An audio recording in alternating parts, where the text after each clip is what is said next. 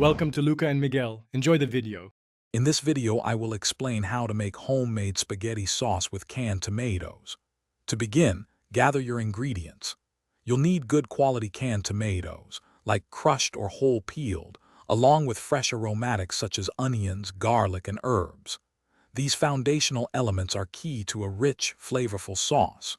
Preparing your vegetables by dicing them evenly ensures they cook consistently and release their full flavor into the sauce. Now, let's build that delicious flavor. Start by sautéing your diced onions and minced garlic in a bit of olive oil until they are soft and fragrant. This step creates a wonderful aromatic foundation. Next, add your canned tomatoes, breaking them apart with a spoon or potato masher. Bring the sauce to a gentle simmer, then reduce the heat and let it cook for at least 30 minutes. This simmering time allows the flavors to deepen and combine beautifully.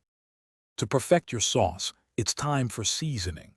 Add salt, black pepper, and your favorite Italian herbs like oregano and basil. Taste and adjust as needed. A small pinch of sugar can help balance the acidity of the tomatoes, creating a more rounded flavor. Just before serving, stir in some fresh basil or parsley for a burst of fresh flavor and vibrant color. Your homemade spaghetti sauce is now ready to enjoy.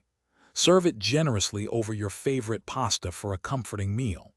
This versatile sauce also pairs wonderfully with meatballs, Italian sausage, or even as a base for lasagna. If you have any leftovers, store them in an airtight container in the refrigerator for up to 5 days, or freeze for longer enjoyment. Thanks for watching and please subscribe. It's the best investment you'll ever make.